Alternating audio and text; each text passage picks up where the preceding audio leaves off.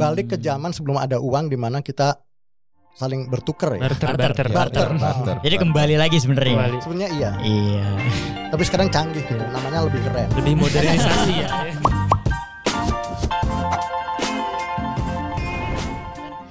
I mean it's going to change a lot of things, right?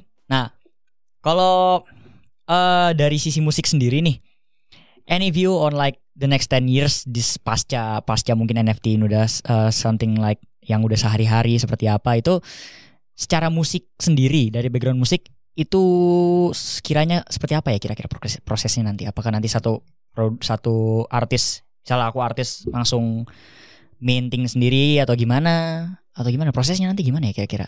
Itu bisa gitu, tapi saya lihat satu advantage untuk classical music. Mungkin saya mesti cerita sebentar ya bahwa di sejarah musik itu dulu tuh musik yang paling banyak mendatangkan uang royalty dan tentu aja jadinya pajak ya. Jadi untuk negara lebih banyak. Membangun. Itu bukan musik pop dulu ya, sebelum adanya Beatles. Beatles tuh ngobrak-ngabrik seluruh.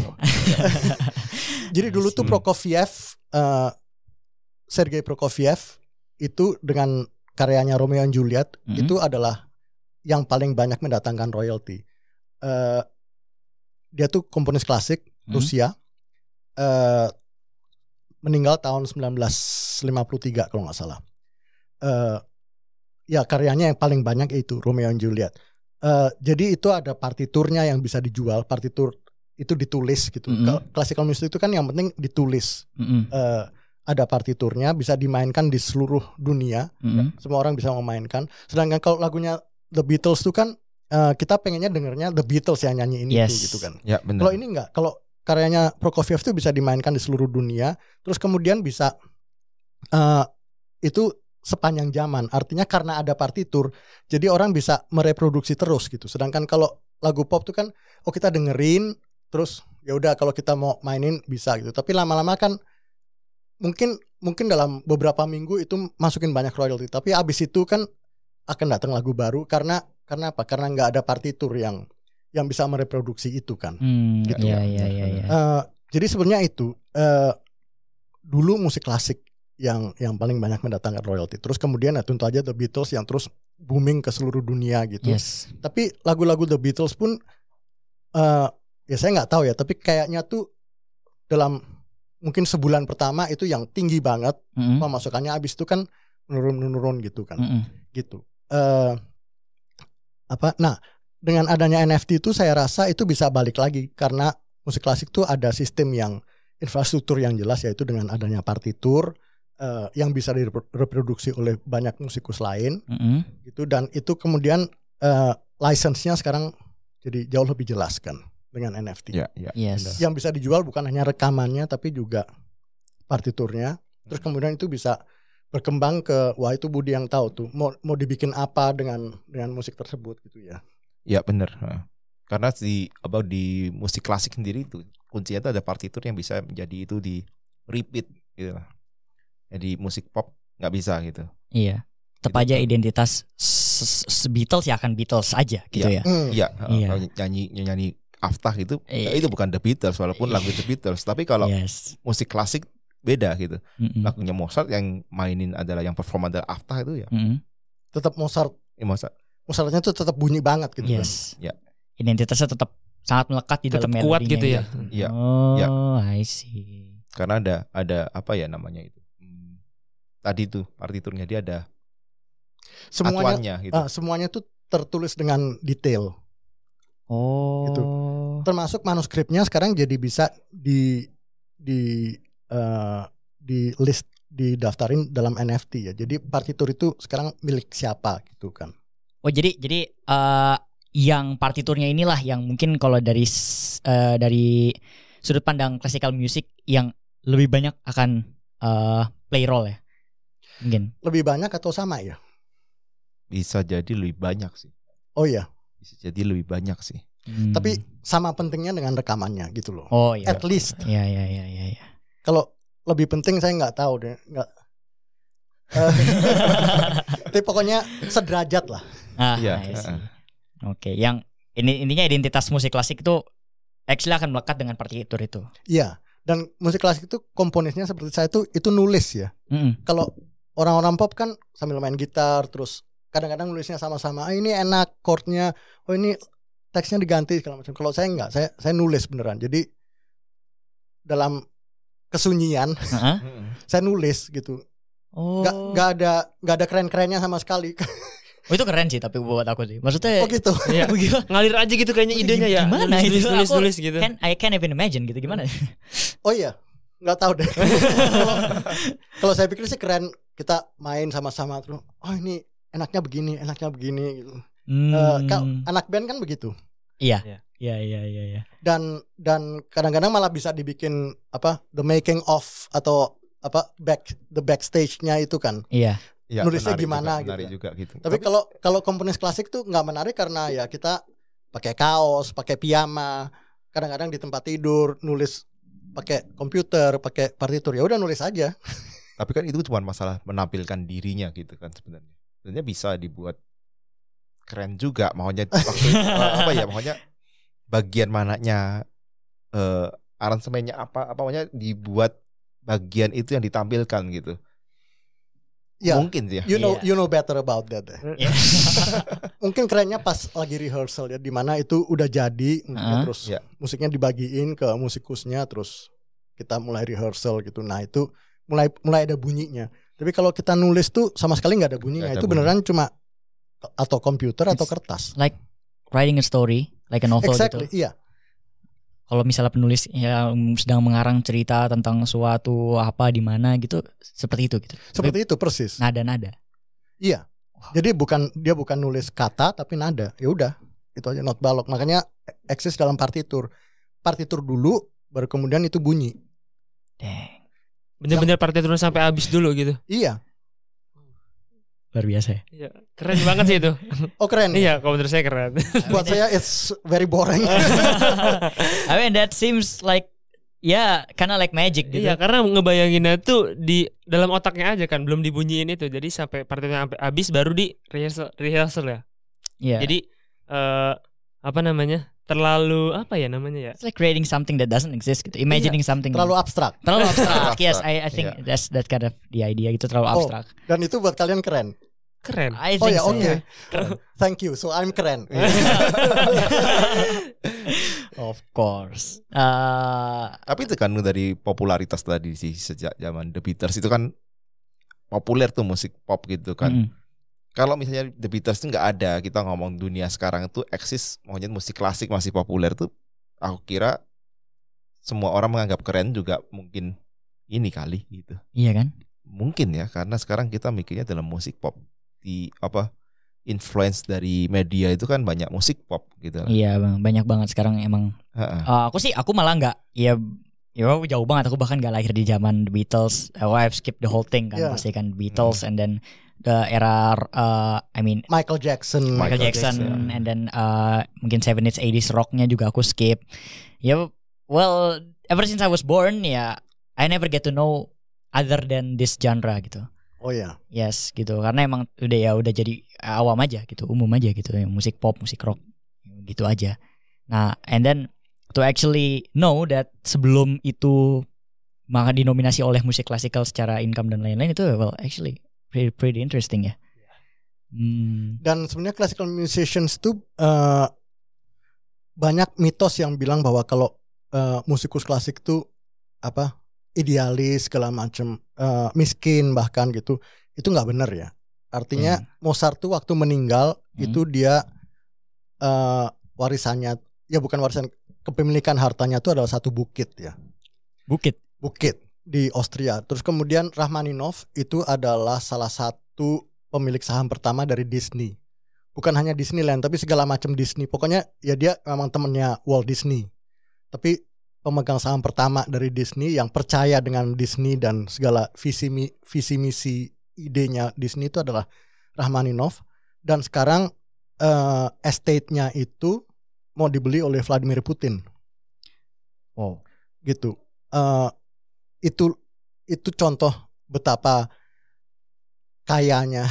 Iya. Itu dan itu sekarang dengan NFT itu akan lebih bukan hanya kaya tapi lebih merata ya, dimana nggak hanya seniman-seniman yang paling besar yang hanya bisa mendapatkan itu, tapi saya rasa semua seniman berhak untuk mendapatkan imbalan ya atas hasil karya cipta mereka ya.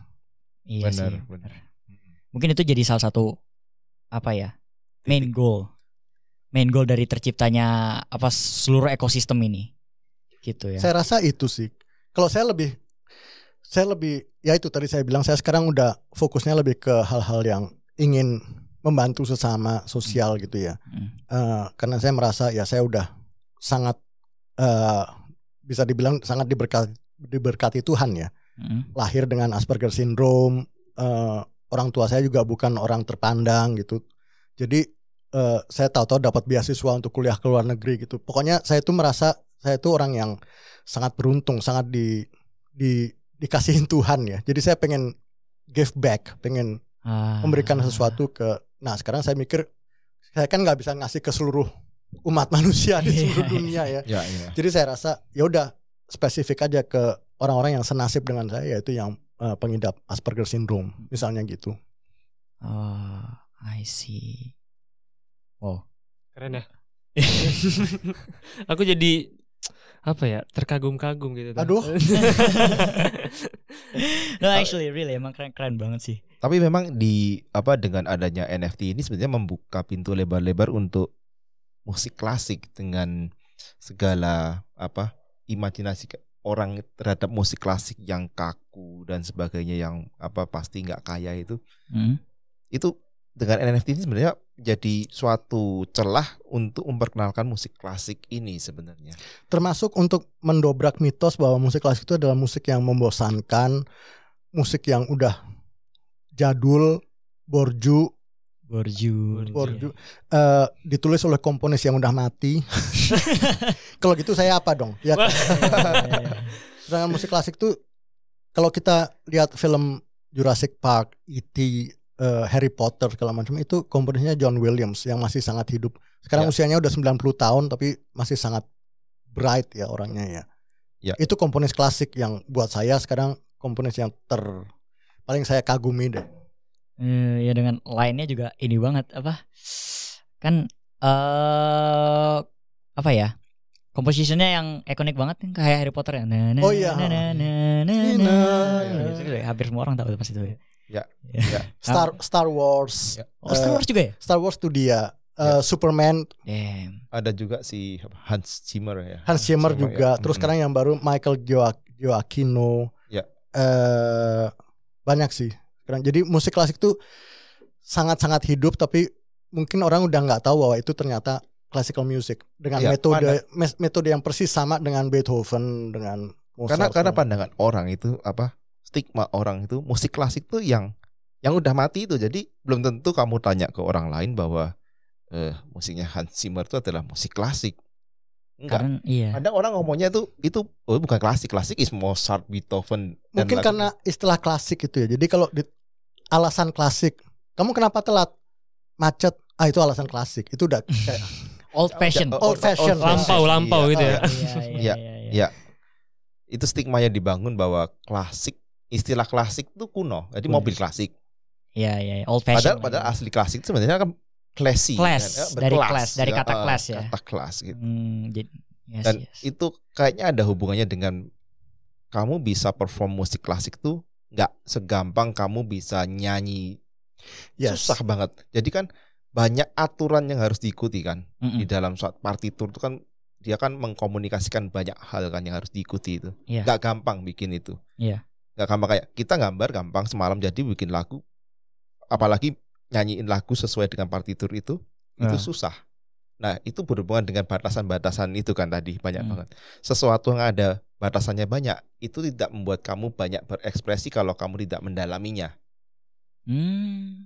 Jadi kayak dulu aku pernah studi di Jerman, dengan terkenal Jerman tuh maunya strict terhadap batasan-batasan semua. Nah beda sama kita ambil contoh di Inggris gitu kan. Dia emang ada striknya, tapi Jerman tuh mempunyai suatu hal yang kayak dia mempelajari, misalnya kayak jalan tuh harus seperti apa. Dihitung paling nyaman seperti ini. Dan semua dibikin sistemnya seperti itu.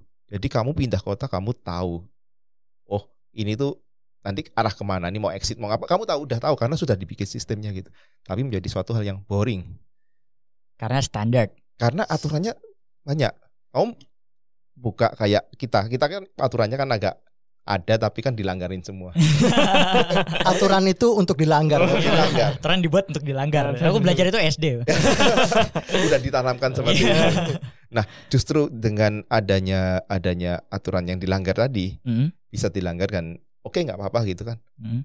Menjadi suatu daerah, misalnya kita ngomong tentang ini ya, apa orang jualan lah ngomong gitu di pinggir jalan, itu suatu daerah menjadi suatu berbeda, ada ciri khasnya karena itu. Kalau kamu peraturannya diikutin semua dengan ketat, nggak ada ciri khas. Iya. Jadi membuat ciri khas di musik klasik itu mungkin susah gitu.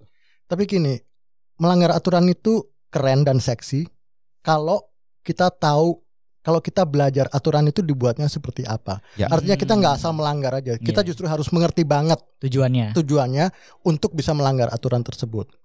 Dan itu yang terjadi dalam dunia seni selalu ya. Ya, benar. Kita belajar aturan tersebut, terus kemudian kita dobrak, kita langgar, gitu.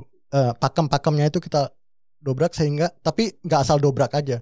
Karena kalau misalnya satu jalan itu verboden untuk mobil, kita langgar, kita ketabrak kan.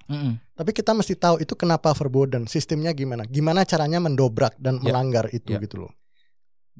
Gitu. Jadi melanggar aturan tuh harus ada seninya elegantly and classy gitu. Tapi lagi-lagi jadi kalau dalam musik klasik itu ada yang memproduce seninya, ada yang mengkonsumsi seninya. Sedangkan kalau dalam musik pop dan ya musik pop sih ya, tujuannya adalah semua orang bisa memproduksi musik tersebut. Jadi semua orang bisa menikmatinya juga. Menikmati dengan cara memproduksi musiknya. Sedangkan kalau musik klasik itu emang harus dipelajarin dulu banyak ribet-ribetnya gitu loh. Iya, ribetnya banyak. Tapi sekarang kita sering jatuh ke dalam perangkapnya di mana karena hanya sedikit yang bisa memproduksi musik klasiknya, yang menikmati juga bisa sedikit. Yang menikmati juga hanya sedikit. Itu yang harus didobrak. Padahal enggak. Yang memproduksi emang dikit, tapi harusnya bisa dinikmati oleh semua orang. Tapi memang enggak semua orang bisa memproduksi musik tersebut, karena memang musik itu harus ngerti caranya bikinnya gimana, harus dipelajarin dan sebagainya ya. Iya, dan mungkin untuk seorang menghafalnya aja mungkin text time gitu. Nggak mungkin sekali denger. Mungkin kalau catchy banget sekali denger langsung ini kali. Tapi kalau beberapa harus diulang lagi. Tapi kan kalau kita ngomong tentang viral gitu kan, lagu misalnya lagu pop gitu kan dinyanyikan gampang, kamu dengar berapa kali udah bisa nyanyi kan. Kamu dengar, mungkin sekali kamu langsung tanya itu lagu apa. Kalau musik klasik aku dengar lagunya, oh lagu Ananda Sukarat keren banget. Orang aku bisa main piano gitu. Iya, gimana caranya? Tapi nggak mungkin aku waktu jalan sama kamu berdua itu, aku bisa memperkenalkan lagu ini. Kalau pop itu kan aku ambil nyanyi, kamu tanya langsung gitu. Mungkin itu membuat. Tapi itu by design kan. Musik pop itu by design dibikin supaya mudah dinyanyikan, mudah direproduksi dan mudah diingat. Makanya banyak repetition. Misalnya you're beautiful, you're beautiful, you're beautiful, it's true. Itu kan repetition. Begitu dengar sekali langsung ini. Langsung bisa di. Tapi kalau musiknya Beethoven misalnya, sebetulnya itu repetition tapi berubah terus. Ta-ta-ta-tam. Berikutnya ta-ta-ta-tam. Berikutnya ta-ta-ta-tam, ta-ta-ta-tam, ta-ta-ta-tam. Tahu kan simfoni nomor 5 itu kan. Itu sebenarnya sama semua. Ya? Itu repetition, 3 not pendek, 1 not panjang, tapi nadanya berubah terus. Jadi tapi sebenarnya intinya sama, repetition, development is repetition. Sometimes. Tapi penuh dengan variasi. Kalau musik pop nggak ada variasi. Kalau ada variasi orang mulai bingung. Aduh, ini naik turun gitu. Jadi lagunya itu James Blunt itu, saya ngambil contoh James Blunt karena itu yang paling blunt emang beneran. Itu repetisi yang exact banget dan cuma 3 not. Do sol mi mi, do sol mi mi. You're beautiful, you're beautiful, you're beautiful, it's true. Itu lagu yang paling sederhana. Dan itu emang sengaja by design supaya orang cepat dapat, cepat bisa repeat juga. Justin Bieber itu by design orang langsung dengar langsung bisa ini. Oh, I see. Oke, berarti kalau misalnya nanti di masa depan ya tuh ya, kira-kira nih berarti NFT ini bakal berdampak banget besar dong untuk khususnya dalam dunia permusikan atau untuk seni-seni yang lain gitu, untuk Ko Budi mungkin. Sangat sih, aku pikir sangat sih. Terus how-nya itu gimana untuk bisa berdampak dalam dunia seni itu gitu? Oh, itu tadi yang pasti kayak kita ngomong zaman dulu ya, orang mau produksi musik tuh nggak gampang gitu. Tadi yang diceritakan oleh si Ananda. Iya. Sekarang kamu bisa production house banyak, kamu bisa bikin sendiri, alat-alat ada. Dunia digital tuh maju, kamu bisa beli segalanya, kamu bisa produce kayak kita podcast ini di mana ini bisa produksi sendiri, gak harus datang ke studio yang besar gitu kan. Kamu bikin musik bisa, dan sekarang medianya untuk bisa masuk ke publik dengan ada license-nya, dan license-nya itu benar-benar tidak bisa dimanipulasi. Itu ada juga dengan NFT ini. Terus kayak pembagian royalti itu jelas. Jadi dengan ini kayak kita mau kerjasama antar beberapa pihak untuk menghasilkan suatu karya seni ya, itu faktor trust-nya bisa ditekan rendah. Kita baru kenal, kita bisa langsung janjian, langsung semua terikat dalam smart contract, dan pembagiannya jelas, nggak ada kayak manipulasi nanti kamu kabur atau nanti bayarnya kemana, nggak bisa di track gitu kan. Zaman dulu kan selalu seperti itu. Jadi gitu. secara transparansi, trust dan lain-lain itu transparansinya naik. Terus direct. Decentralized juga. Decentralized, nggak bisa dimanipulasi. Yes, and that's always the theme sih. Kalau misalnya secara moving forward pasti yang itu yang maju. Faktor trustnya bisa rendah banget. Maunya nggak sampai kamu harus trust banget, nanti takut dibawa kabur hasilnya atau gimana gitu. I see. Jadi segalanya aku kira ini masih di awal juga. Jadi nanti makin banyak improvisasi dari penggunaannya si NFT ini terhadap suatu karya seni. Oke. Ya, kayaknya sih segitu aja ya. Mungkin terakhir ini. Apa terakhir ada? Terakhir mungkin pesan-pesan untuk para kreator gitu, dan harapan yang kedepannya. Iya, kedepannya untuk para kreator di dunia NFT yang pengen bergabung mungkin ya di dunia NFT itu gimana sih, atau ada wejangan sedikit? Kalau aku dulu ya. Kalau dari aku gini, dengan adanya digitalisasi itu membuat kreator ekonomi itu semua kreator tuh mempunyai ruang untuk mendekati publik, ya kan? Kamu bisa menghasilkan segalanya langsung ketemu publik, tahu mereka komennya apa dan bisa diperbarui seperti apa. Kurangnya satu, tidak ada asetnya nggak bisa dijual di sana. Dimana dengan adanya NFT ini, itu asetnya bisa dijual, maunya bisa dikomersialisasikan.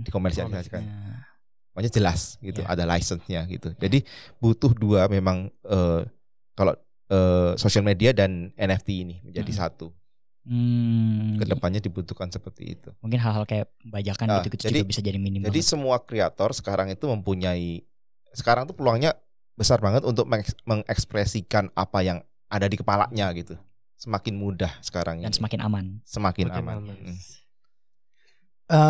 Dan itu dilanjutkan di continuation-nya adalah bahwa kita nggak perlu terlalu mikir soal selera publik ya, karena sekarang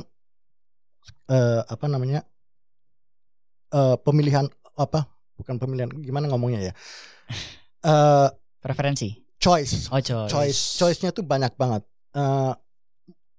Apalagi saya sebagai seniman musik klasik, saya tahu nggak banyak orang yang suka musik, belum banyak orang yang suka musik klasik gitu. Jadi saya nggak pernah mikir, oke, saya harus membuat musik saya lebih mudah ini.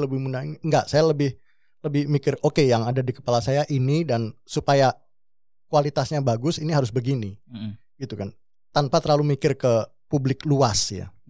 Nah dengan NFT itu orang tuh bisa mikir, oke, saya bisa lebih menjadi diri saya sendiri gitu, karena pasti ada consumer yang menyukai masuk dan bisa ngerti dan menyukai musik saya gitu. Nggak perlu publik luas juga ya. Karena sudah bisa mencapai publik dari rumah. Iya gitu. Direct. Dan ya itu orang masuk ke listnya NFT itu orang pasti milih juga kan. Iya. Dan jangan pikir bahwa semua orang tuh pasti suka Justin Bieber misalnya atau nggak semua orang juga suka Justin Bieber. Cuma memang presentasinya besar. Lebih, Ya. Mungkin lebih besar atau nggak lebih besar juga relatif, cuma cukup besar gitu kali ya. Iya cukup besar. Oke deh. Kayaknya itu aja yang akan kita bahas hari ini. Sekali lagi makasih banget buat Ko Budi dan Ananda Sukarlan udah mau mampir ke studio kita. Sama-sama. Thank you very much. Gracias, I guess. Muchas gracias. Muchas gracias. Kata-kata pertama yang dipelajarin juga. Belajar Spanish sekarang ini. Oh, harusnya belajarnya jangan gracias tapi te amo. Itu dipelajarin. I love you, te amo. Itu kata-kata yang dipelajarin dan nanti kalau kamu misalnya hidup di Spanyol itu yang paling jarang diomongin malah. Oh gitu. Iya. Artinya apa? Masa kamu mau ngomong itu tiap hari ke orang? I love you gitu. I love you. It's specific usage. Specific usage gitu. Itu kayak musik klasik. Musik klasik. Eksklusif. Oke, thank you juga buat creative people yang udah tuning in. Kalau suka sama podcast kita, silakan follow di Spotify dan subscribe di YouTube. And I guess have a very wonderful day semuanya. Thank you very much.